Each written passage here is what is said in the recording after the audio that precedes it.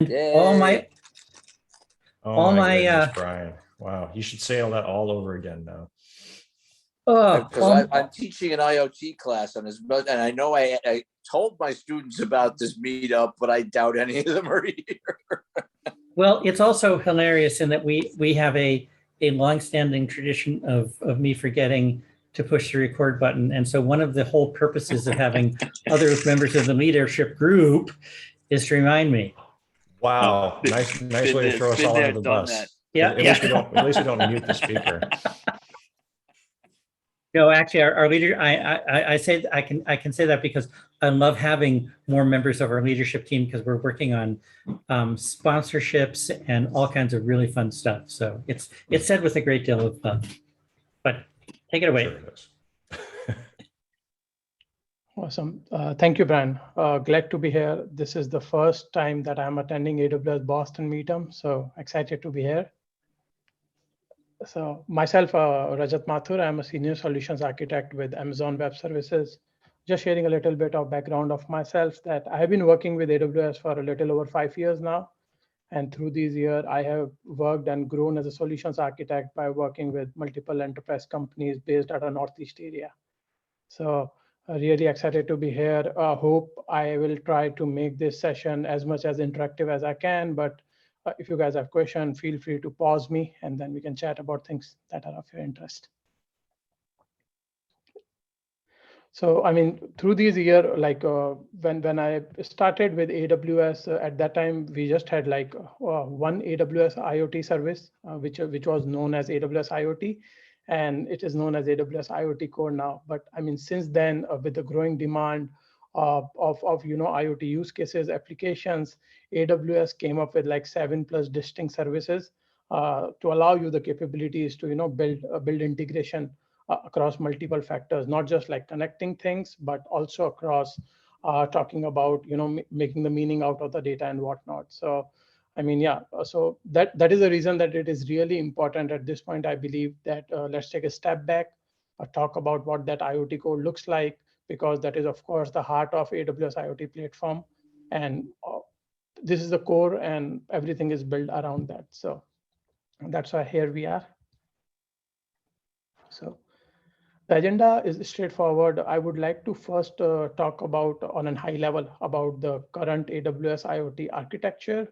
And then I will be talking about the flow of the messages, like a message when it leaves a device or an end field device, and it comes to AWS IoT platform, and from there where it eventually lands through the backend services or the architecture of your choice. And then I will also be double clicking on some of the core components of AWS IoT core services specifically today. That is like device gateway, message broker, rules engine, and basic ingest being the newest one among those. Does that sound good? Is there anything else that you guys are expecting me to cover? Maybe we can talk about those as well during the end of the session. Sounds good. Awesome. So yeah, before getting and diving deep into the AWS IoT core services, let's first take a look at what IoT at AWS looks like today, right? So as I was saying, I mean, these are the things that keep us reminded that it is always good to understand the IoT core concepts, because that really allows you to bring these intelligent IoT solutions into the business. So well, through these last years, we have worked with multiple customers by understanding their IoT requirements. And we really got to understand that how complex and multidimensional it can be when we are thinking about building an IoT-based application or a solution. So that's where, I mean, we came up with this concept of a 3-layered approach, where now we are talking about, like device software layer to allow you to do magic at edge. So if you have use cases where you are working with devices that are having intermittent internet connectivity, you can really leverage the device softwares that are provided by AWS IoT through our services like Greengrass and other services that allows you to take that IoT platform and certain capabilities at edge. So, I mean, when there are times when the device is not connected to internet, the compute power of the end device itself can allow you to run some of these features on the device itself. And when the device is back online, they can easily communicate with AWS IoT Core and talk about things in the cloud. And then we also have a set of services that are built across connectivity and control that allows you to not just onboard these millions of devices that you would like to connect with IoT world, but it also allows you to talk about strategies around onboarding those devices, maintaining those devices, device types, or maybe build a actively index-based search on the top of the device data that you are gathering there. And then the third layer being the data layer, which I believe is the most important layer. That is the layer that allows you to reason on the top of the data that you have collected from your field devices. So, I mean, these are all the distinct services that are available with AWS IoT platform today. And for today's session, I would like to focus on IoT Core because, as I mentioned, I mean, that was the first service, and all the device onboarding, secure connectivity happens through that particular service to begin with.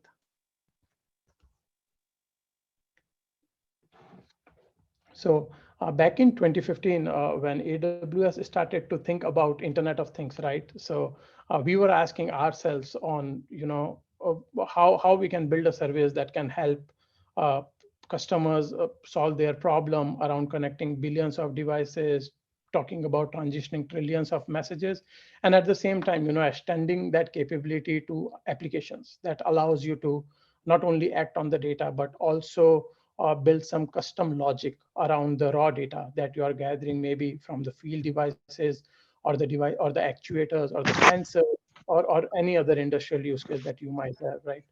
So the service team back in 2015 came up with 3 pillars that became important when coming up with a service like IoT Core, right? So those 3 pillars were around things, cloud, and intelligence. So the concept of things, as you are all aware, like with Internet of Things, things allows you to talk about many things and the capability to be able to build a platform where all the things are connecting. These things can be your end device. These things can be an application. These things can be a software, right? And the intention of the things that are connected to IoT platform is just to send messages back and forth through a common message broker, or maybe send messages from these end devices or end clients to something you can call a custom application that you have built for your use case. Then the second layer of cloud, we were talking about the. Is there any question? Hey, Brian, can you mute Mala and Vishnu? Yeah, trying to do that right now. Yeah. So Thanks, right. with the second layer of cloud, right, we were really talking about the management aspect of the IoT products that we want to offer to you, right? So with that management concept, we really wanted to build up that infrastructure that allows you to, think of a fully managed broker that is managing by us and which automatically shrink down and shrink up based on the number of messages that you are transitioning with the help of the IoT Core platform. And the third being the intelligence, as I mentioned, talking about IoT and talking about the ability to reason on the top of the data that is collected through these end devices really becomes important, because that's where the business come into picture, right? You always want to learn from the messages or the information that you are gathering from those devices, and you want to build a use case around that. Maybe that can help you to transform your business. Maybe that can help you to improve some of the existing processes. Again, depending on the type of industry that you are talking about, the specific IoT use case, you have a lot of capabilities available for you, right? So that is where we introduced AWS IoT Core service. I mean, what you see on the screen from left to right are a lot of components of AWS IoT Core itself. On the top left corner, you see a device that is a windmill in this case. That device is essentially sending messages to AWS IoT platform. And once the message comes through multiple components of AWS IoT Core, then you have a capability to either route that message to any other AWS-based service to create that seamless integration, basically, so that you can act upon those data that are now accumulated within AWS IoT Core itself. So as these messages are sent from these end devices, right? The first layer that we have available, or the first component that we have available, is for authentication and authorization, right? So this particular layer allows you to have these fine-grained permissions on every single end device or users that are trying to connect to AWS IoT platform for the purposes of publishing a message, subscribing a message, or receiving a message back and forth from AWS IoT Core, right? Now, with IoT Core, the authentication and authorization pieces come together with what we call the feature as identity service, right? So this component, identity service, is the component that offers you multiple authentication and authorization mechanisms today to choose from. Again, AWS IoT today supports multiple communication protocol. So initially, when the talk started about IoT, people were talking about MQTT because that is the lightweight protocol that allows you to make the communication fast, low latency based, secured in a way. So that's where the initial talk about IoT started. But as IoT is growing year by year, we are seeing use cases where people are interested to talk to IoT platform through a HTTPS protocol, through MQTT over WebSocket. So with IoT Core today, we support 3 distinct protocols to begin with, right? MQTT being one of them, MQTT over WebSockets, and then HTTPS. So depending on the type of communication protocol you choose, you get different authentication and authorization mechanisms available with IoT Core service, right? So just to name them, like SigBee4 mechanisms allow you to consume IAM-based user credentials and build an authentication and authorization mechanism on the top of it, right? Then we have the concept of X509 client certificates. So for communication, those are happening with MQTT or an HTTP-based protocol. You can really, download or maybe create those set of client certificates and onboard these security credentials onto your devices before they are planning to connect with AWS IoT Core. And last year in 2020, we also launched a new capability, which is known as custom authentication with AWS IoT Core, that allows you to build a custom authentication flow of your choice, maybe through SAML, OAuth, whatever your preferences are. And you can build that custom authentication flow by easily integrating with AWS Lambda service. So as you may know, AWS Lambda is one of our popular serverless service that allows you to run ad hoc code by just packaging and uploading it to cloud. So with the help of integration with AWS Lambda, you can really build these custom authentication requirement for your IoT-based use cases.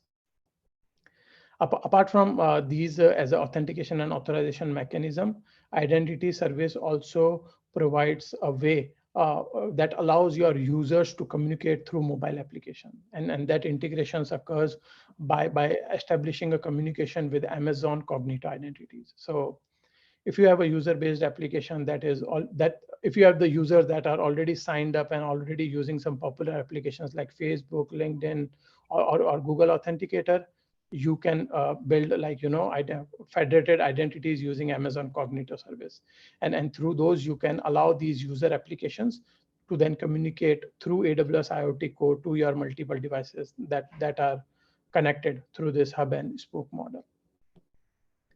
Any questions there for the options that are when you talk about bringing your root CA and your client certificates and what fields are exposed within the certificates that you can tie as the identity? How expansive is that, or how much can you tailor to standard fields, or are you just looking at the portions of the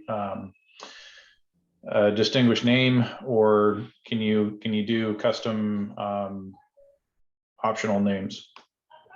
Yeah, so when you are saying names, are you talking about the unique IDs that are associated with each devices?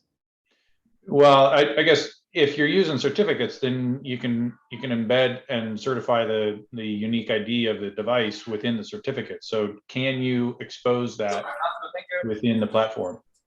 Yes, so actually that's a really good question, and there are multiple ways to go about it, right? So I mean, the primary factor there depends on at what stage of device manufacturing you are planning to embed those certificates onto the device, right?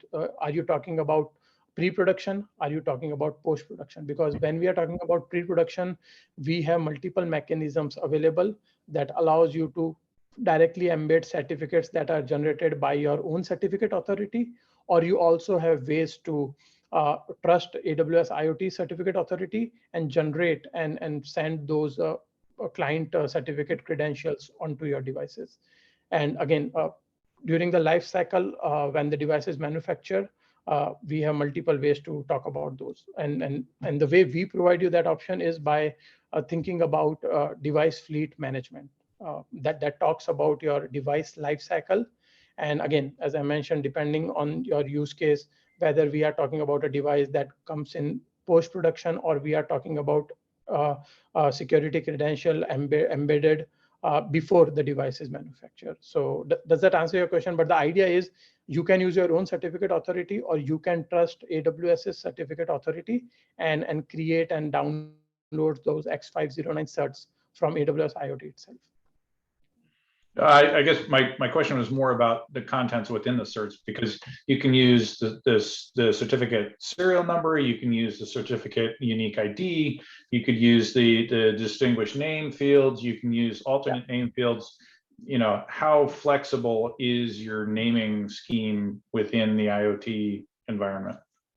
Yeah, so I mean, it basically so certificate for the security credentials for IoT connectivity deals with the uniqueness. So unique credentials within the certificate. And when you are providing your own certificate, right? So you have to provide the certificate authority that signed your certificate as well. So the uniqueness of the certificate with the registration of your own certificate authority is required. I've been doing some work in this area, and I think I can color it in a little further. The AWS certificates are bound to a thing identity, and that's about all it's used for, is to identify a specific thing. The thing then has AWS IoT policy engine policies. They're just like IAM policies. And you know, you don't have a prayer of expressing all the kinds of things that you can do in the IoT policy engine in the certificate fields. So it's really just about establishing a unique identity, and then you tie policies to it independently. Yeah, I guess my question is how are they establishing the unique identity? I mean, are they using the thumbprint of the certificate itself, or are they using signed attributes within the X509 structure? Submitting a signing request is optional. If you don't, you just get a certificate that says thing or something very generic, and they all look the same with the exception of the serial number. Okay, so they're keying off a serial number then. Yeah, and then every certificate, if the engine doesn't know about it, it's not good for anything. If the engine knows about it, it tracks it by a cert ID ties it to a thing ID. Thing ID has policies attached. Yeah.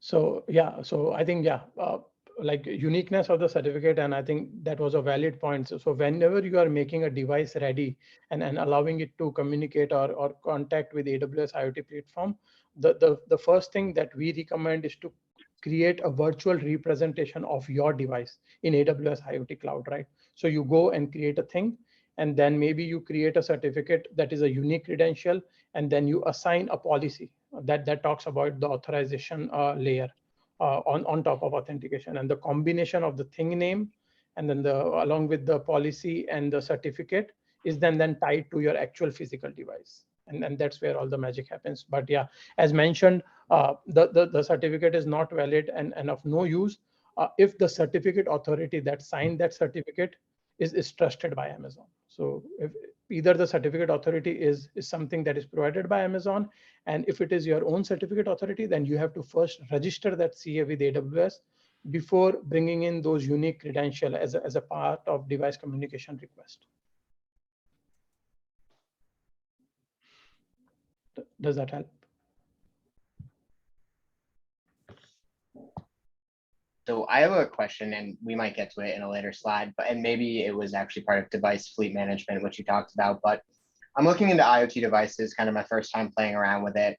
And one of the biggest gaps that I've had is how do I get my device connected to the internet for the first time? And when you think about like a new IoT product, it's always the Wi-Fi pairing app on your iPhone, right? Or your mobile app. Are we going to cover anything that might be helpful in figuring out the right way to do that? Or Is there any AWS IoT service that makes that a lot easier? I'm familiar with Cognito and Amplify for mobile apps, but as far as talking to that IoT device and establishing that first time internet connection for that IoT device, that's what I've been struggling to find. And I'm curious if any of these services help with that. Yeah, so we won't be talking into that depth of, choosing the right fleet provisioning options, but we do have a good white paper based on, how you would want to make your device ready to allow them to be able to connect to AWS IoT. So if you want, I can take a note of your email, or I can ask Brian to send me your contact, and then maybe I can send you those documentation. So, and it is something recent that we published to allow, users like you to choose from that which provisioning option is best for you to begin with. Awesome. I appreciate that. I'll do some digging in the white paper library, but I think I should be able to find that. So thank you for that answer. Thank you. So now when all of these devices connection, depending on the choice of communication protocol that your device is communicating through, all of this is maintained through device gateway component, right? So this component is again a fully managed component that automatically scales without you requiring to manage that infrastructure, right? So device gateway is the component that also maintains long-lived bidirectional communication that allows your devices to send and receive messages at really low latency. So all that communication establishment and maintenance of that long-lived communication between your end devices and IoT, all that magic happens with the help of device gateway component, right? So a simple example of that could be of a temperature sensor. So let's say we have a sensor that is currently set to 10 degree of temperature, right? And you want to have a use case where you want to get notified when that temperature reaches to 70 degrees. So through the concept of rules engine with AWS IoT Core and integrating that with one of our another services, which is known as Amazon Simple Notification Service, you can simply route that message payload from device gateway to message broker and eventually to Amazon SNS topic, right? And from Amazon SNS topic, based on the subscriber endpoint, you can either receive an email notification when the temperature is exceeding 70 degrees, or you can receive a text-based notification, whatever of your choice. So, I mean, with all these components and integration, it really enables you to decide the journey of the message, that where you want these messages that are accumulated from these different field devices lands. So talking a bit more about device gateway here. So device gateway serves as an entry point for all the devices that are connecting, right? So this component maintains the connection, and IoT Core really supports these multiple communication protocol to allow you that flexibility, but not just that, right? So device gateway, from the security standpoint of view, it gives you a capability and support for TLS 1.2 that allows you to deal with mutual authentication purposes, and that also allows you to think about data encryption in transit, right? And for data encryption at rest, device gateway supports option of AWS owned keys with our Amazon Key Management Service. So based on the data security requirement, you really have ways with AWS IoT Core as to how you want to be able to secure the data that is being transmitted to and from your AWS IoT Core service.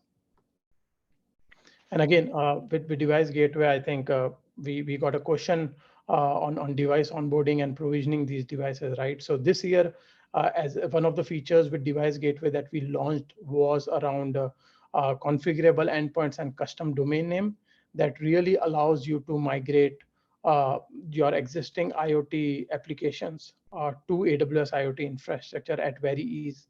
Because with the concept of these configurable endpoints and custom domain name, you can really eliminate the need of updating the device softwares that today are communicating with your old device platform.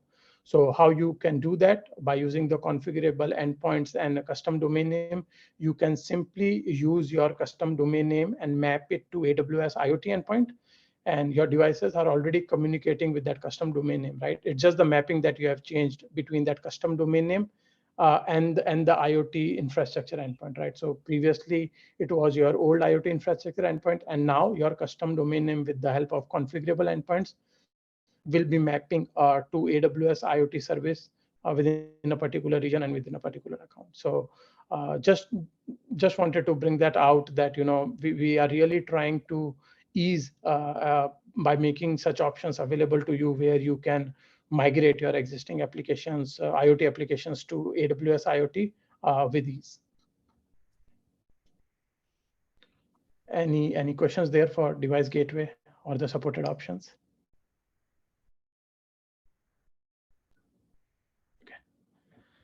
So now when the device communicates with the MQTT or MQTT with the WebSocket based protocol, right, then the messages from the device gateway layer are then routed to message broker.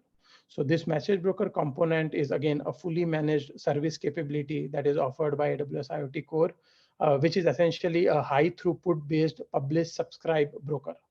And the cool capability of this particular service component is that it allows you to not only just securely transmit these messages that are coming from your devices to backend IoT services, but it really allows you to strategize the MQTT topic space. So message broker maintains the unique MQTT topic space that your devices will be publishing and subscribing to. So based on your message needs, you might want to add or delete or edit some of the existing MQTT topics that you are using, right? So message broker is the component that really manages all that MQTT topic hierarchy for your use cases within your AWS account and region.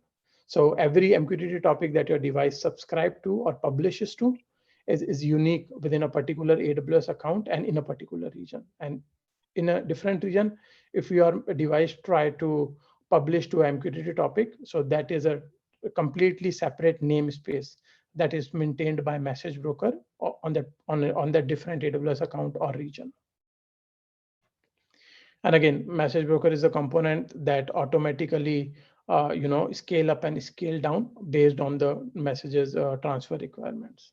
So today, I mean, I am just wanted to share an example that today I am working with a customer that currently has 7 million devices connected to our AWS IoT Core platform. And over the year, these devices are transferring trillions of messages. So with the right MQTT topic namespace nomenclatures, they are able to effectively route their end device messages to their backend AWS infrastructure, right? So, I mean, message broker really provide you that flexibility to maintain and manage those MQTT namespace on your behalf. And apart from maintaining this MQTT topic namespace, message broker also allows you to understand device connection state, right? So within AWS IoT Core, there is a concept of reserved MQTT topics. So these reserved MQTT topics are the topics that start with a $sign. So whenever MQTT in AWS IoT space start with a $sign, that topic is reserved by AWS IoT service. And why that is reserved is because there are times where these individual service component want to publish a message, right? An informational message for you or your applications to consume. So with message broker, there is a concept or a feature, I should say, which is known as a message broker lifecycle events that allows you to identify the device connection state. So depending on your use case, if you want to understand the device connect and disconnect state, your end users or applications can subscribe to those MQTT reserved topics to which a message broker is publishing, right? And you can consume that information and build further on that use case on how you particularly want to consume that information. Maybe you want to store those device connection state onto a durable storage like Amazon S3. Maybe you want to act upon that device connection state and do some custom logic building using AWS Lambda. So by utilizing these lifecycle events in integration with other AWS services, you can really build the entire flow as to how you want to maintain these device connection state along with the messages that are being transmitted to and fro these devices.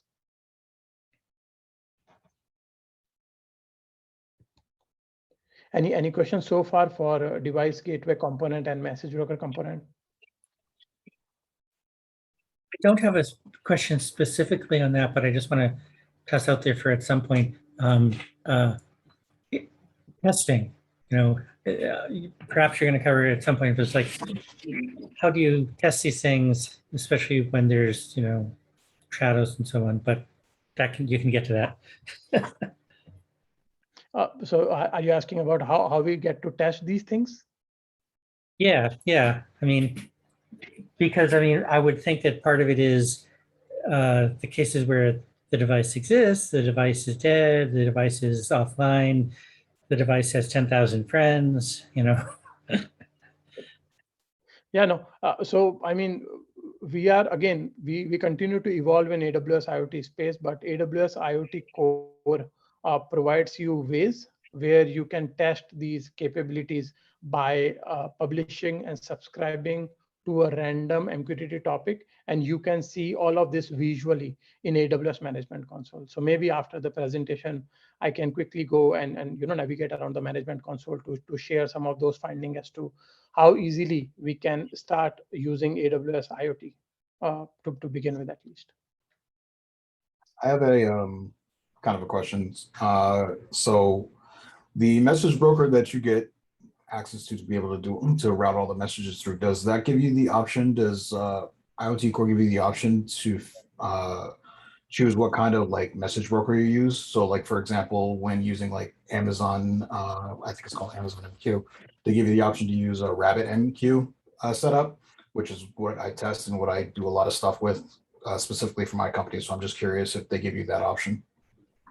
So with the AWS IoT Core, you don't have that option. So this message broker is again completely managed and by AWS IoT, right? And there isn't much configuration that you have to do. I mean, you don't have to define or at least reserve some namespace, topic namespace, right? You can start publishing messages to a MQTT topic of your choice.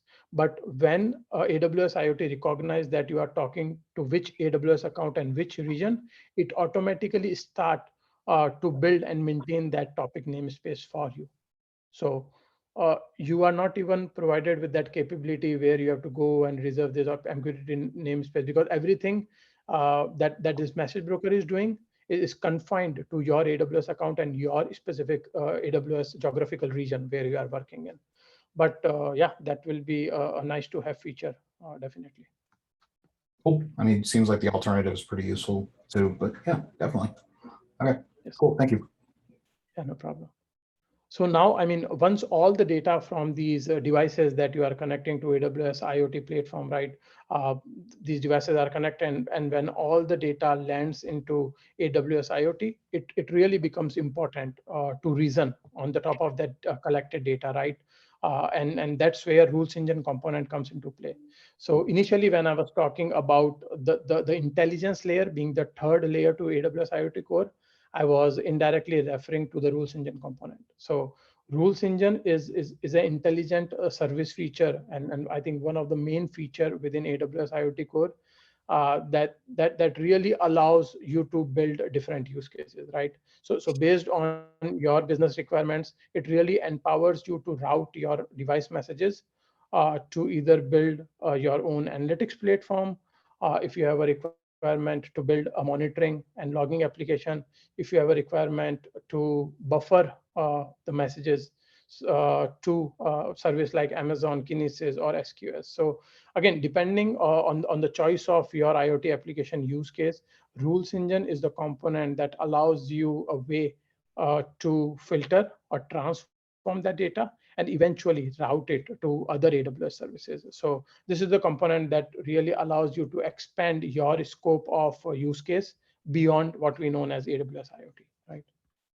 So in past few years, I have worked with customers in consumer space that are building intelligence using rules engine across domain like predictive maintenance, device fleet management, factory devices essentially, and certain smart home initiatives as well. So now double clicking on the rules engine component at a high level, there are two core components to rules engine, right?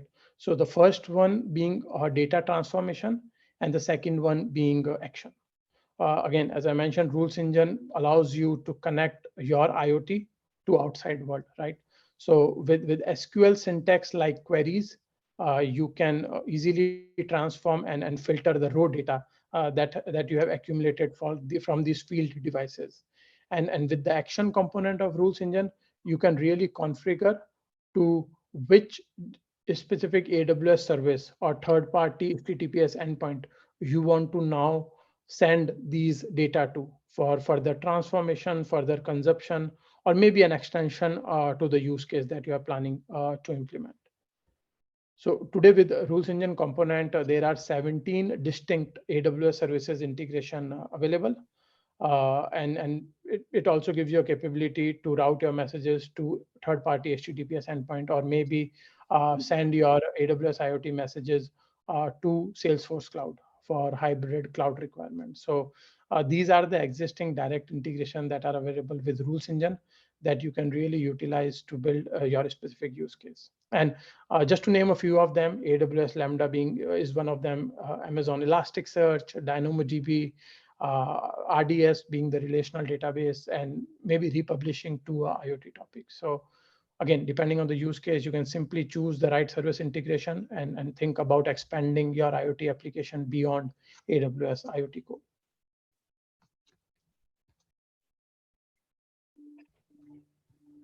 So now let's talk about like a normal flow of a message that originates from a device, and that comes to AWS IoT Core platform, right? And that is being depicted on the left part of this diagram, where this device generates a message payload that is providing you information around temperature and wind speed.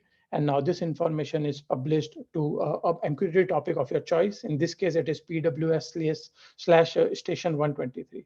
So once this message is published, this message topic and the payload is maintained through AWS IoT Core message broker, right? Now to act upon this data within IoT Core, right? IoT Core needs to communicate with other AWS services of your choice, right? So for security reasons, we do have mechanisms where you have to explicitly provide permissions to our AWS IoT Core service and allow them to communicate with the AWS service resource of your choice. So based on the action, you define that, hey, I want to route my message to AWS Lambda, or I want to route message to a DynamoDB table. While creating a rule in rules engine, you have to select the right set of IAM role and the associated IAM policy that is allowing rules engine component permissions to do and to perform those backend API calls on your behalf, basically. So talking about the specific scenario, like the SQL query allows you to filter the message, and it is talking about selecting all the messages, and timestamp as a functions allows you to pull the time at which that particular message was delivered to message broker, right? And then the from statement allows you to specify the MQTT topic namespace. In this case, it is specifying PWS/hash. So hash with MQTT topics allow you to choose hierarchy within the topic namespace of PWS. So let's say you have a topic namespace with a segment starting with PWS, right? And after that, when you write hash, you are allowing that query to look into all the MQTT topics that start with PWS. So let's say if you are maintaining 5 distinct topics that start with PWS, it can be PWS/1, PWS/1/2, PWS/v1, whatsoever all those topics are. So this particular query will go to all those MQTT topics and will try to filter all the messages along with timestamp based on the condition where they are finding the temperature value to be greater than 30. Now, once this rule or this query is executed, and if this query is successful, then the next step is for rules engine is to trigger the action. So again, in this case, the action is to send the message or the payload that is filtered to a Lambda function for further processing, and to Amazon Kinesis Firehose, maybe to send it eventually to Amazon S3 for storage, or may be to build some real-time application based on the data that you are gathering from field devices. So talking about this particular example, this is a pretty straightforward example here, but the idea here is to just let you know that with the help of enriched SQL syntax-based capabilities, you can really build complex queries. And we have made available all the function literals that are currently supported and are made available to you to do that magic with the raw data by using these SQL-based syntax queries. Any questions here as to how rules engine component work? Rajat, not on the rules engine component, but especially on the quality of service that IoT Core provides. Right now, it's either 0 or 1, but not 2. Like 2 is exactly once.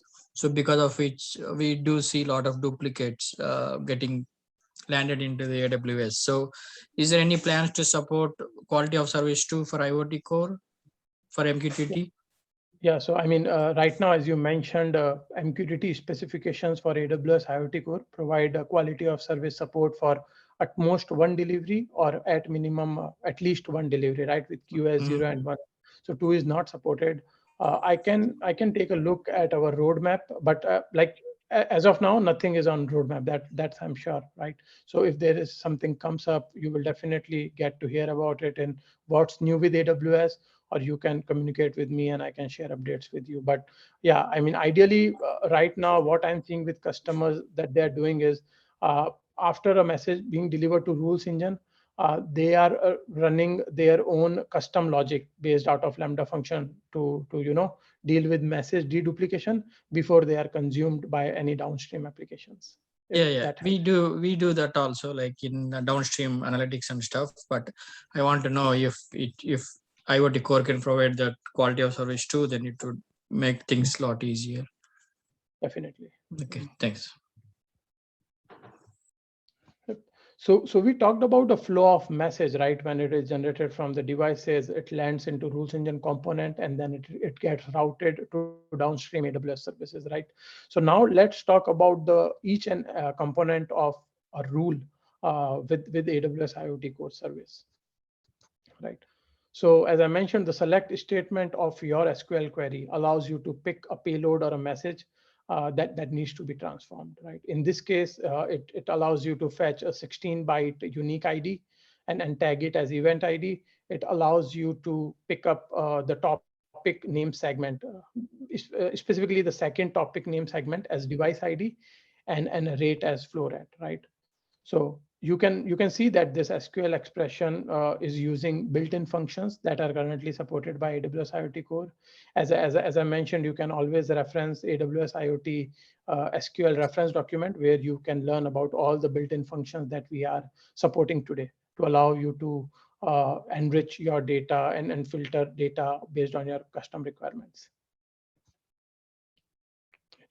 So the from statement here specifies the path of the MQTT topic from which the rule has to select a message, right? In this example, it specifies to look the messages with a MQTT topic namespace that start with telemetry, and then you see a hash plus, and then you see a /flow v2, right? So essentially, it is asking the query engine to look for all the MQTT topic namespace that start with telemetry and that ends with flow/v2. So if there are more topic hierarchies to come in between these two, it will search for all the topic that matches this particular pattern. And one thing to note here, and just to let you guys know that with MQTT topic namespace limits, today AWS IoT Core supports MQTT topics up to 7 hierarchy level. So you cannot have 6 slashes ahead of your more than 6 slashes ahead of your first topic segment, basically. So the where statement really empower you to introduce a condition in your queries, right? So this statement will only be executed when the condition of that particular SQL query mean, and when that defines to be true, then only the selected message are being filtered. And after that, only the rule action is triggered. So, I mean, with the help of select, from, where clauses, of your SQL statement, you can really enrich your messages that are being coming from your end devices, and you can transform, filter based on the specific tags, and then it can be allowed to trigger the rules action associated with it, right? So once the where condition is fulfilled and the rule is executed, then in that case, the filter messages will then get routed to Amazon Kinesis service in this case, right? So as a parameter, the rule definition allows you to provide Amazon Kinesis stream name along with the partition key that allows AWS IoT Core to learn to which stream and the partition key this message should be sent to, so that you can further process or do more logical processing through these downstream services.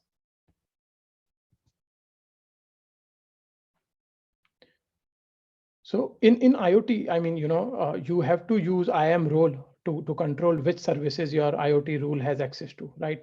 So before creating a IoT rule, I will always encourage you to create a IAM role and associate a least privilege policy with it based on the IoT use case that you are planning to achieve, right? So before starting building a rules engine, I will always recommend you to think of the backend services that you are planning to integrate with, and based on that, already create a least privilege principal focused IAM role that you will be then associating with that particular IoT rule to begin with. And once that rule is defined and processed, the rules engine then assume that role when the rule action is triggered, right? And again, just a gotcha that the rule must be defined in the same AWS account where the rule resides, right? So and the concept of IoT role and like IAM role and the concept of assuming that role is not just something specific to IoT Core, but it is also specific to other AWS construct where you want to provide permissions to a particular AWS service to communicate to any other service resource on your behalf. And unlike Lambda functions, you will have to create a resource-based policy to grant permission as opposed to IAM role. So if you have an action where you are passing your filtered messages to AWS Lambda function, you have to create a resource-based policies for your Lambda function that is basically allowing IoT Core to communicate with your Lambda functions then. So again, depending on the actions that you are configuring, you need to make sure that you are providing right permissions to AWS IoT Core service to act upon the data on your behalf. So this is again an example of how a IoT rule definition looks like. So you can think of a use case where you want to use AWS services like Amazon Kinesis streams or Amazon SQS to buffer a message payload along with the MQTT topic name, right? And once you consume that messages and send it to something like Amazon SQS where the messages are buffered, you can always act upon that data to build a further logical processing by Amazon Elastic Cloud Compute or any other database services like RDS, Elasticsearch, based on the specific use case that you plan to build, right? And not just that, I mean, once the messages are filtered as a part of your IoT rule query, you can always add more metadata to it, right? So if you have device information that is already pre-processed and are being kept in as objects in Amazon S3, you can always, enrich your data by collecting this filtered message and like adding it with any other previous metadata that you have gathered for these individual devices. So, I mean, all sort of logical processing that you want to do in terms of understanding a device state in order to understand like the business logic and implementation. So you can build by using different integration of services with rules engine. So while we talked about rules engine, its components and the flow of messages, when building intelligence with your IoT applications, right, with rules engine, I always ask customers to follow best practices around enabling CloudWatch logs for debugging. So there are times where a specific rules engine rule is triggered, and maybe the query did not execute it well, or there was an error executing an action. Maybe the right permissions were not given. So there are times when rules engine fail. So you always want to make sure that you have enabled CloudWatch logging, detailed CloudWatch logging for your IoT core use case, right? So you can simply go in console. On the left-hand pane, there is a tab which is called as settings that allows you to provide permissions to IoT core to like send all the messages and the associated logs to AWS CloudWatch, Amazon CloudWatch essentially, right? So I always ask my customer to enable CloudWatch logs for further debugging. And with Rules Engine, there is also a concept which allows you to set up error handling mechanism, right? So with Rules Engine, there is a action which is known as error action. So for every rule that get triggers where you are providing the rule SQL logic and the action, you can optionally configure an error action while creating a rules engine component, right? So what that error action does is, so whenever a rule execution ends up not to be true or an error is occurred, then this particular error action is triggered. And again, based on what do you want to do with that error, you can either link that error to like AWS Lambda, or you can keep a log of those error messages into something like Amazon S3. So yeah, just look into it, that if you have a requirement where you want to log each and every error messages that are happening within the rules engine component, you can always try to configure these rules engine error actions.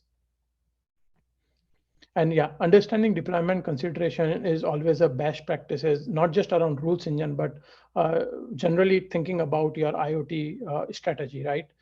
So starting from making your devices ready for communication, onboarding those devices, securing those devices, and thinking about the right MQTT topic hierarchy, nomenclatures, and then thinking about the integration to other AWS services. So we recommend you to think about all these specific integration pieces and then bring them together and identify the right deployment strategy as to how you want to onboard new devices, migrating existing devices from another IoT cloud platform or to AWS cloud platform and whatnot. So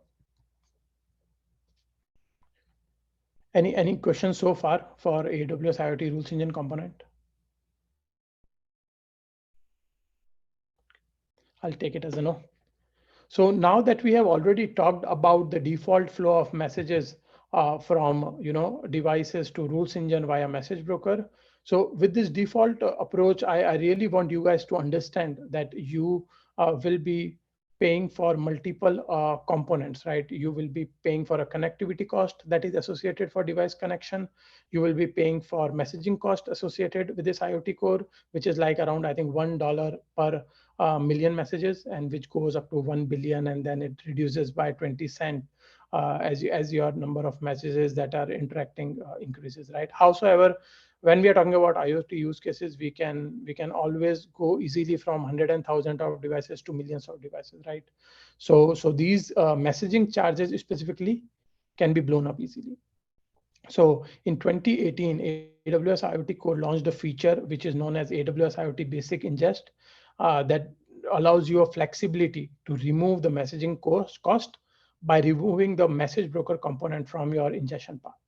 So from the time when your device is publishing a message to AWS IoT, these messages are routed directly to rules engine component, right? And from rules engine component, they are directly routed to backend AWS services. Now, you may ask me that why you would want to do that. So we have identified customers that have use cases where they don't have subscribers subscribing to these MQTT topics and consuming these information that are being shared by their devices and application. So they really want a capability where they are gathering these devices from those field devices, and they are building logic or acting upon that data by using other AWS services integration. So that's where AWS IoT Basic Ingest come into picture. That really allows you to cut down cost by eliminating the message cost associated with message broker, essentially. Yeah. So taking a quick recap of the message journey with IoT Core, a regular message from the type of devices you are communicating to the ingestion path flows by establishing the initial communication by communicating with identity service and device gateway. Once the communication is established, the authentication and authorization is completed, The message then gets routed to message broker, where the IoT topic hierarchy is maintained and automatically scaled for you, right? And based on how you want to act upon that data or what intelligence you want to build around your IoT application, you can choose to transform your data, filter your data, and then route it to the backend AWS services. So with this entire workflow, right? So depending on the IoT core features, you are paying for these different components. It can be around message broker, it can be around rules engine, and it can be around device shadows. We didn't talk about device shadow a lot today, but that is also a separate component that allows you to maintain the device state in cloud, even when your device is not actively connected to internet. So now, I mean, if you have a use case, as I mentioned, right, where you want to eliminate the use of message broker. So you may ask me how we should be doing that now that we are not using MQTT topic namespace, right? So whenever you want to use a basic ingest message flow with AWS IoT Core, you have to publish your messages coming from your devices to a topic, which is a reserved topic that is maintained by basic ingest mechanism that start with, again, $, AWS/rules/rule name. So any topic that starts with this prefix tends to be your basic ingest topic. And when you directly publishes to this topic, and again, this first 3 topic segment can be followed by your own topic namespace. So it can be like $AWS/rules/rules name /Rajat/1/2 up to, again, 7 level of hierarchies. So based on your use case, again, you have to publish to this basic ingest topic. And once a message is published to this basic ingest topics, it directly gets routed to rules engine from where you can build intelligence and work on it. So yeah, I mean, this is something that I wanted to bring to everybody's attention. And last but not the least, we have seen from these last 2 years that customers that are using basic ingest are able to save up to 75% on the data ingestion cost. And they are able to effectively route through low latencies directly to rules engine and to backend AWS services, essentially. So if I'm understanding that right, you're saying the basic ingest is, to put it in my own term, you're just stuffing the messages into a database or into an SMS queue, or it's basically you're getting the benefit of the IoT core for authentication and kind of cleaning up the data, but from there it's going straight into another Amazon data structure or queue. Yes. So basic ingest, let me rephrase this way, right? Basic ingest is a mechanism that is only useful to you when you don't have a use case of subscriber subscribing to a MQTT topic to consume a message. So if you don't have that use case, you can eliminate the use of message broker. And by eliminating the use of message broker, you are eliminating the messaging cost that is associated with it. So building a low-cost solution, but yes, you are using IoT as a secure communication channel, which is eventually routing messages through these millions and billions of devices to another AWS backend service, which can be DynamoDB, RDS, Lambda, Elasticsearch, or whatever, Elasticsearch, or whatever it is. Right. So that's more of a data aggregation workflow rather than a IoT to IoT, many to many device communication. Yes. Yes. Right. And the sole purpose by introducing this feature is to only allow you a flexibility to save on cost. So yeah, no, with that was all for today. I really wanted to get those basic IoT core understanding out there because, and again, there is always more that we can talk about all things IoT, but let's keep today's day to talk about, and anything that is specific to IoT core. And in future, I can always work with Brian to bring more specific topics. I think I heard some feedback around device provisioning mechanism, making your devices ready, because that's where I have seen most of the customer getting stuck, because when we are talking about developing IoT applications in development phase, we are talking about 10 devices, 100 devices, but it can easily get blown up to millions of devices. So we always encourage you to think about the right onboarding strategies for these end devices, even before establishing a communication with the AWS IoT Core platform. Yeah, I was going to say, it's not just onboarding, it's also, certificate roll, because your certificates aren't going to last forever. How do you renew them? And then also offboarding, so when devices need to be taken out of the queue, how do you turn them off? Yes. No, exactly. I agree. And I And- think, oh, go ahead. I was going to say, certificate management is always underestimated. Yeah, it works, but that's a project in and of itself. I agree. I agree. So And I mean, lately working with, industrial IoT customers, I have also realized that when to make the device ready is another challenge that people are facing today, right? Are we talking about embedding these security credentials to these devices when they are in the manufacturing unit, or we are talking about we are handling these devices and getting it from manufacturers and giving it to another firm that just deals with making your devices ready. So I mean, those are all the questions that are out there in public to talk about, essentially, that really deals around management of credentials and devices with AWS IoT. Yeah, from my perspective, I'm coming at it where I've been spending probably the past 5 or 6 years with Lambda, Dynamo, Kinesis, all that entire serverless managed service side of the house. And I'm now branching into the kind of the IoT side of the house, and I'm realizing how much I don't know. And once we get the device connected to the internet and I can start talking to those Lambdas, Dynamo, Kinesis, what I'm comfortable with, great. And there's a lot of tutorials for getting IoT on a device and running with it and setting up things. But it's the whole provisioning side. Like, that's what the gap that you have before going to production or taking something to market.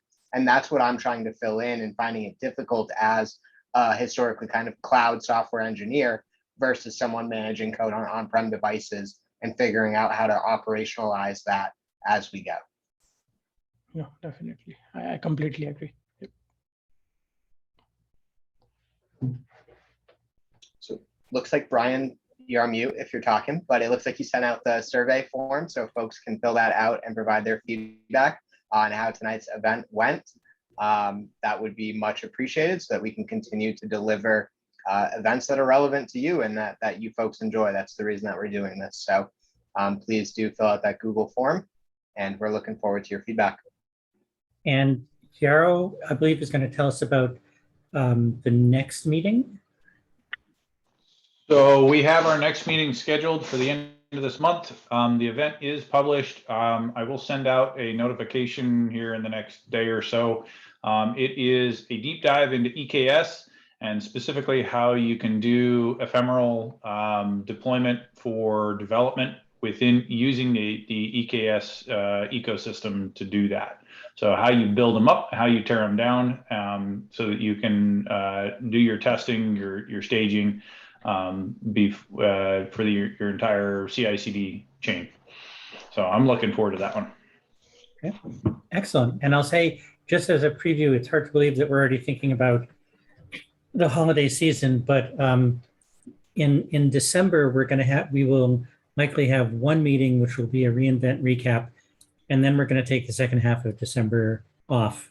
We've done every other week for 19 months, and we're a little tired. Let's see. So today for the and we will have time for a couple more questions, but today for the raffle, we're going to try to do something else. And for people who won the raffle the last 2 times, I haven't forgotten you. I am just swamped. So you will get their certificates. But what we're going to do today actually is raffle off 2 of the mugs. And I haven't ordered a lot of them yet because I'm still proofing them. But so we're going to raffle 2 of the mugs. Now we usually do a trivia question, and so if you know the answer, type it in the chat. And Rajat, what I might suggest as a trivia question, and you can judge who wins, is I'm very curious. How many IoT messages does Amazon process a day? If you think you know the answer, first of all, Rajat, do you have a sense of the answer? Yes.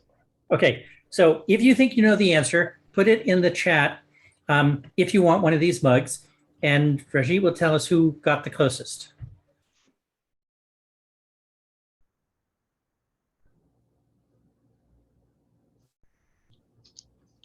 I'll tell you what. If only one person guesses, he wins. I was gonna say, to sweeten the deal for any runner-ups, anyone close, I have a bunch of AWS credits that expire at the end of the year. So if you're in a relative ballpark, we'll see about sending you some of those credits as well. I missed the question. Could you say it one more time? I apologize. How many IoT messages does Amazon as a whole process every day? Oh, damn, I don't know that. Well, you can guess.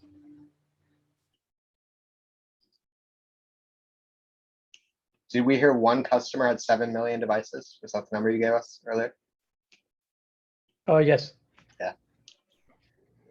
And that customer is based out of Boston. Yeah.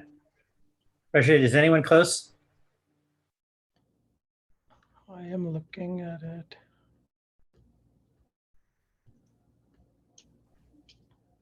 So it should be close to 100 billion. Billion.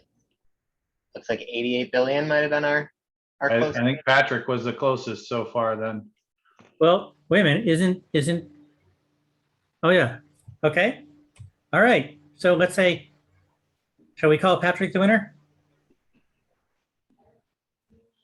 Okay, Patrick's the winner. Silence goes a long way. So Patrick, send me briantarbox@gmail.com. Send me your postal address, and I will get a mug to you. The lead time for the mugs is a couple of weeks, so there's that. And for our second trivia question, Rajat, do you have another one? I have a sci-fi one, of course, but No, you can go ahead. Yeah. okay. So at least, folks, it's not all sci-fi. I am giving our speakers a chance. So who is the actor who is in The Rookie, Castle, and Firefly as lead roles in all of them?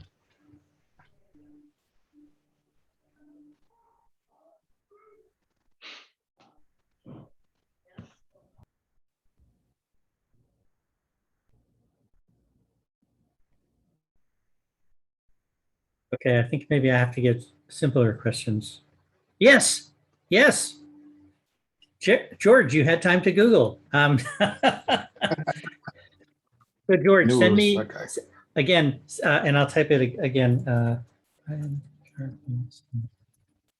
Send me your postal address, and I'll get a mug out to you. Any last questions for our speaker?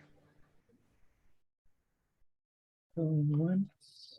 Brian, can you also send me the contact of the person who was asking about device fleet provisioning options? I mean, I can send some resources. I was screen sharing, so was not able to see that was me. So I was going to ask, that was my only question, was if we could follow up and make sure that I get that information. So I will make sure Brian hands that over to you. I appreciate it. Thank you. I'll definitely do that. Excellent. Okay, well, thank you so much. This was fascinating. It just IoT is one of the things that just blows my mind that it works at all, let alone really, really well and scalable. So thanks, everyone. Please fill out the survey, especially what you'd like to see us cover in the future. And see you in 2 weeks, and stay safe. Sounds good. Oh, thank you, everyone. Thanks, everyone. Great job. Thanks, everyone.